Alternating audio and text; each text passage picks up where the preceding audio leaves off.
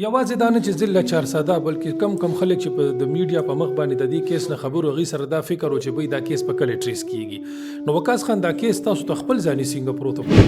आपके माँ का ये अरमान था ना कि आप डॉक्टर बनोगे तो आप मेहनत करेंगे? याद आती है माँ की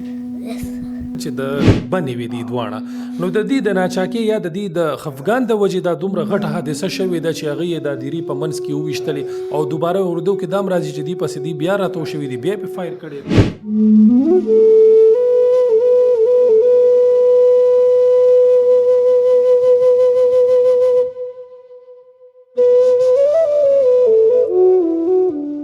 دا بالکل پلانینګ و چې دا صدارت په سره مړه کې دا به سره ولېول چې دا خاوند سره دې نه لګي او دا ناست سره په دغه کې په کور کې دا بالکل په پلانینګ باندې سره به زمونږ کیس کرا شي. ما کله د خپل خاوند ته کال کولو چې یاره دغه شان څوک راغو په موږ فایرینګ وکړو، دا کسان بیا راتاو شو او دوباره په ما باندې بیا فایرینګ وکړو. وجه هم دا و چې هغه پوسټ مارټم کې رپورټ کې 12 ګلتوس تقریبا د هغې وجود باندې لګېدلي وو.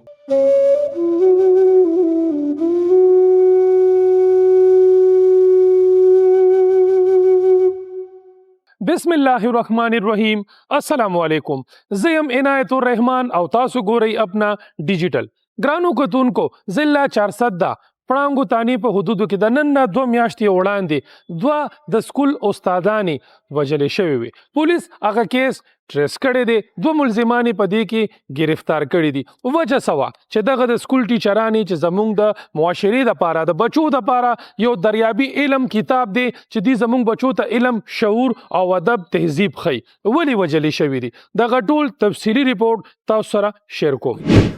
دا 2 میاشتې وړاندې تقریبا د پړانګو تاڼۍ په حدود کې قبرستان روډ باندې 2 فیمیل ټیچرانې سرکاري سکول کې ټیچرز وي، هغې سهار خپل سکول ته راتلی او دا شان 2 نامعلوم موټر سایکل سوار هغې راغله او فایرنګ یې پې باندې وکړو. د دواړو زنانو هغې نه ډیت واقع شو. نو دا د پولیس دپاره ډېر چیلنجینګ کیس و، داسې چې یو خو سهار د وخته د جمعې ورځې وي، نو په دغه علاقه باندې په دغه روډ باندې څوک داسې آی وټنس هم نو، او بل دا چې دلته کې موږ ته سی سی ټي وي فوټیج هم د شانتي نو ملو شوی. نو زموږ دپاره دا یو چیلنج و، خو الحمدلله موږ په 2 میاشتې لګاتار خپل محنت وکړو او کیس الحمدلله موږ ټریس کړو. ملزمان اوس گرفتار شوي دي؟ بالکل جی ملزمان گرفتار دي. ملزمان اوس څه وینا ده؟ ملزمان دا دغه کوي د دې چې کوم دا مقتوله ټیچره ده د دې دا په نیبرهوډ کې پاتې شوي دي او ملزمان په خپل سټیټمنټ کې دا خبره کوي چې یاره د دې ټیچر چې کوم خاوند دی د اعظم د هغه مخکنی وایف چې کوم ده هغې دې ملزمانو ته پیمنټ کړی دی د دې زنانه د قتل لپاره. وجه خو چې کله مونږ ته هغه د مخکنی چې کوم کورواله ده دغه ګرفتار شي چې پای باندې چونکې داویداري هم شوې ده، نو مین وجه خو به هغه مونږ ته ښیي، خو د دې ملزمانو د وینا مطابق څه ګریلې ناچاکي روانه وه. اوس دا چې کوم ملزمان گرفتار دي نو دوی ته دا پیمنټ ملو شوی دی د 2 لک روپۍ چې څوک تاسو یادوئ؟ نه، دی دا وینا کوله چې زموږ څه کمیټي وه مونږ ته دي دا کمیټي منلې وه چې هغې نه به تاسو ته مونږ پیمنټ کوو. مطلب دا چې د 2 لکو روپو دپاره دی یو 2 هغه ژوندۍ ساګانې چې هغې دي ختمې کړي او هغه د معاشرې دپاره د سکول استادانې وي چې کوم زموږ معاشره کې زموږ بچو ته کتاب قلم دا ورکوي او زموږ معاشره کې د هغې نه یو ښه انسان جوړوي. بالکل دا یو د افسوس خبره ده چې په 2 لکه روپۍ باندې مونږ دا شانتې یو انساني جان د هغې ضیاع کوو. هغه هم په دې خبره چې کنه یاره څه ګریلو ناچاکي دا روان دي. مطلب دې نه تاسو سوچ وکړئ نو په زموږ سوسایټي کې هغه ټالرنس او هغه سوچ بیخي ختم شوی دی چې زه خپل د اکټ نه مخکې اړو سوچ نه کوم چې یاره دا زه کوم کار کوم دا صحیح دی که غلط کار دی. نو دا خو ټیک شوه چې دا ردې بند و په دې باندې فایرنګ کړی دی که خو هغه دویمه چې کومه د سکول استاذ و هغه هم وژلې شوې ده. بالکل، او د دې وجې مونږ ته دا کیس ډېر زیات چیلنجینګ و. مونږ ته ټیل ریسنټ دا پته نه لګېده چې یاره په دې کې اصل چې کوم دی ټارګټ څوک و. یو زنانه ټارګټ وه،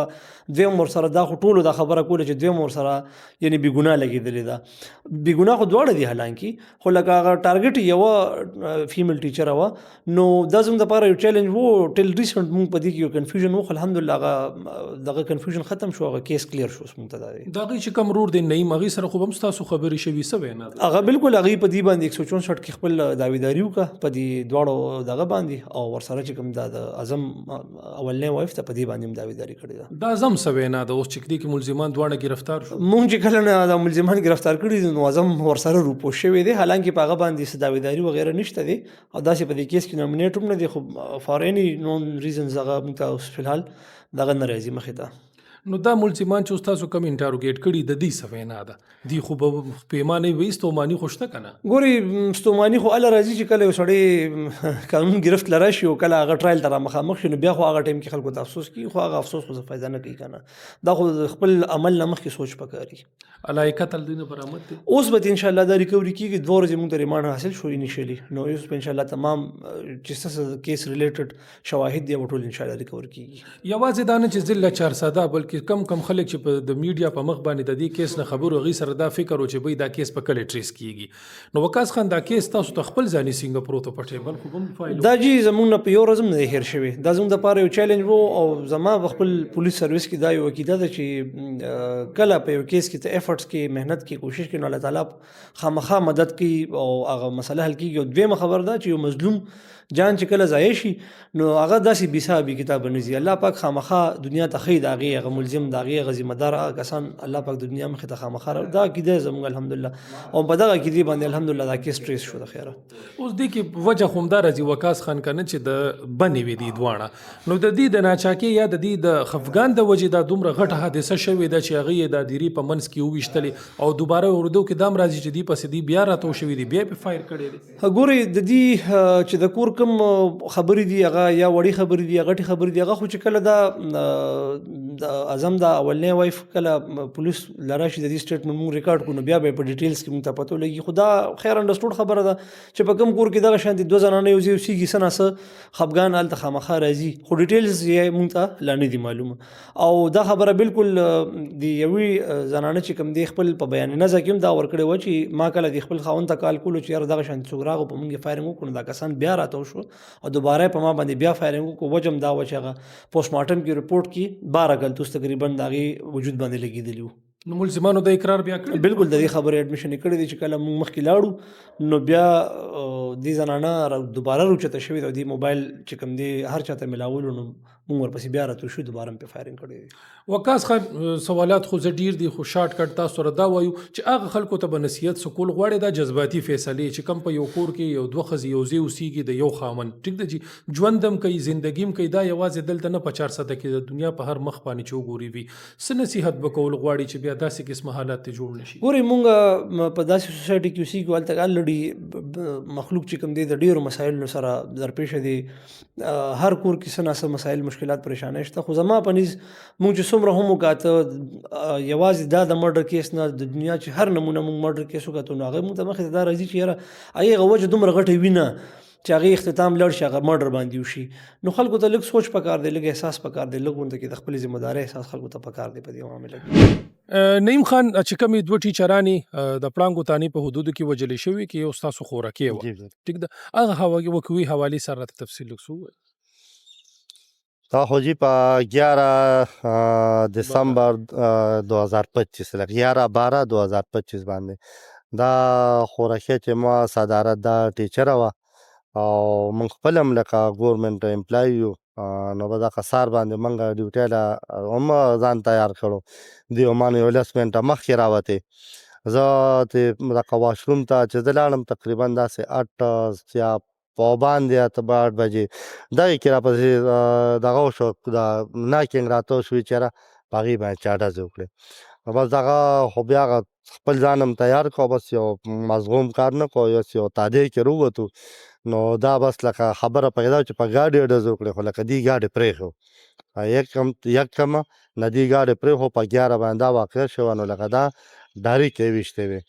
دوه کسانو چې څنګه هغه نه دا بیا دغه ورکړه هغې خپل بیان و چې یاره موټرسایکل باندې 2 کسان رالل او موږ باندې ډایرکټ ډزې شروع کړو نو ما خور خو په موقع باندې وفات شوه او بیا چې موږ لکه دلته هسپتال ته هم رالو دا په موقع وفات شوه دا ندا چې را دی یې لارچ هسپتال ته وړې وه نو هلته چې دا وفات شوه دا تقریبا اوس د 11/12 نه والې دا اوس د ورځ 2 مخکې نن څویم تاریخ دی نن تقریبا 20 تاریخ دی نو 20 تاریخ دی نو داسې پر 16-17 باندې که نه دا شی بس د هغه ډي پي او صاحب چې دی وقاص خانه دغه شان ایس پي انویسټیګیشن علمزیب خانه دې سره کوم جي ټي کې چې دی هلته ته موږ متعلقه تاڼې ایس ایچ اوز یو فضل ودود خان و مخکې فضل داود خان فضل داود خان پړانګ سچو شو هغه خپل ډیر زیات دی کې لکه مهنت کړي بیا واجد خان چې راغی نو واجد خان خپل دي سچ کوم ټیمو د سر سیام کسو دا ټیکنیکل کسانی ور سره او سی آی او ور سره خواجه صاحب دی را ډیزګنیشن مقصد دا چې موږ په ماته ډیر دغه نو بهر حال کوم جی ټی جوړه وا دا کوم جی ټی چې وغه نه نو ټولو په ډیر زیات مهنت کړي پولیس خو تعاون کړی دی دا ستاسو چې کوم خوراکې مړه ده د دې تعلیم څومره و د دې سکول کې څه پوسټ و څه دا جی دا د ماستر کړو ماستر پښتو وا آی تنګ کوس مې وخت نه غوړې ډېر ټیم شو او ماستر یې کړو او بیا دې باندې هغه ټیم دا دغه چو دا الیمنټری کالج والا کوم کورسونه ډي ام او سی ټي دا هغه وخت چارته کې اوم نه دا کنه خپل لوکل بل ته کېدل نو دا موږ پېښور کې دی اډمیشن اغشتو دی بل ته کو دی ډي ام کړو ډرایینګ ماستر نو دا بیا پوینټ شو ډرایینګ ماستر وا بیا پروموشن شو سینیئر ډرایینګ ماستر ته بي پی 16 ته موجوده دا په ګورنمنت ګرلز های سکول شاپسند کې 16 کې چې دا سرویس کا کله چې دا وکوه او شو نو هغې نه پس بیا ستاسو او دا زم دي منځ کې داسې څه خبرې وي شک شو با چې یاره دا به چا کړي وي څه وجه کېدی شي ځکه چې نامعلوم کسانو که نه بالکل جی دی چې څنګه په درېیمه اوشوه نو په درېیمه باندې زه راوغوستم او لکه دی ما دا خبر وکړه چې یاره دا خو اوس شو دا واقعه خو شوه خو لکه دی چې کوم دی نو دی زما د خوراکۍ کومه هزبینډ شو ایکس هغه بس خلا ملا شوې ده دی ډېر زیات هغه اړخ ته یو زور ورکړو د اسپتال نه دی په هغې باندې همدو چې دا فاروق یې نوم و چې دا فاروق کړي حالانکې موږ ته لومبی ودن 2 ډیز کې بالکل کلیر و کلیر دا سو چې هغه الریډي پولیس ډپارټمنټ کو دي سره غون هیستریم وا او هغه چیرې نو هغه اډیاله جیل کې قید دی نو دا موږ ته کلیر شو بیا چیرې نو دی خوا به دی دغه کو ولکه موږ د موږ اړه خو کلیر شو بیا دی پسې نامعلوم پسې روان دلته لکه اجمل دي چې نو بس اعظم جان دی اوس اجمل اعظم جان د واروریان دي نو لکه اوس دا ما ته پته نه لګي چې یاره دی د واقع کې ملوث و دی پکې سلا وا نه وا ولکه دغلته مې شک راشي چې دی د اسپتال نه فاروق لکه زما په نه دی زما په اوږه باندې دا شی راړي که نه او زه یم چې نامعلوم دی او دی دی له زور ورکوي نو دغلته مې شک هم راشي چېرې کېدی چې دی ورسره دی پلیننګ کړو حالانکې دا بالکل پلیننګ و چېرې دا صدارت په ورسره مړه کې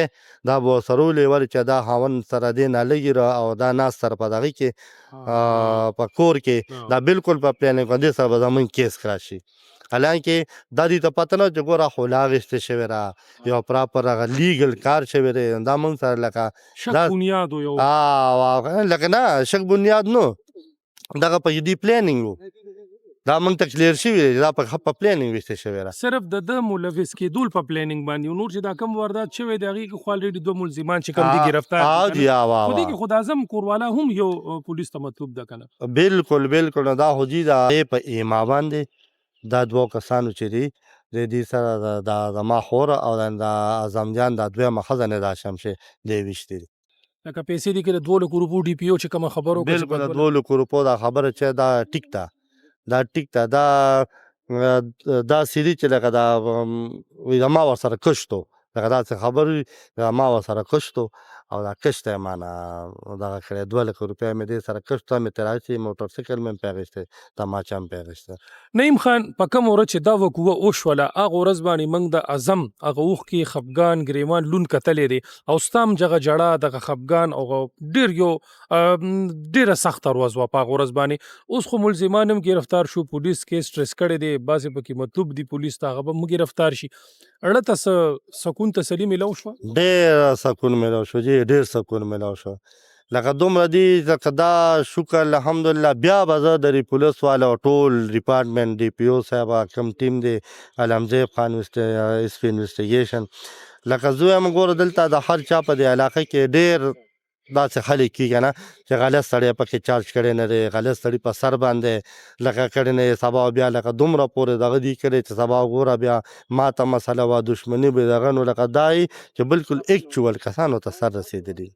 ګرانو کتونکو د ډي پی او 400 وقاص خان خبرې خو تاسو واورېدې. هغې وی چې په دې کې دوه ملزمان ګرفتار دي چې هغه دواړه خپلو کې ورونه دي. خبره هم په 2 لکو روپو وه چې د هغه اعظم کوروالا ورسره خبرې کړې وې. بیا هغې بعد کې وی چې دا خو زموږ دوی سره کیش دی. بهرحال خبرې چې هر څه دي خو زموږ د معاشرې هغه غټه سرمایه چې کومې د سکول 2 استادانې وي چې هغه زموږ بچو له لاس کې قلم کتاب ورکوي او پوهه وله ورکوي تهذیب وله ورکوي چې د معاشره کې هغې به ژوند څنګه تېروي. خو دغه شانتې دي کې چې کومه مقتوله استاذه وه د هغې رور نعیم خان خبرې هم تاسو نن واورېدې. دوی هم وویلې چې موږ د پولیس نه مطمئن یو. بالکل ملزمان پکې ګرفتار دي چې کوم پکې مطلوب دي هغه به هم ګرفتار شي. ګرانو کتونکو دا زموږ نننی ریپورټ. را روان پروګرام پورې اجازت غواړم. موږ په دعاګانو کې یاد ساتي د الله په امان.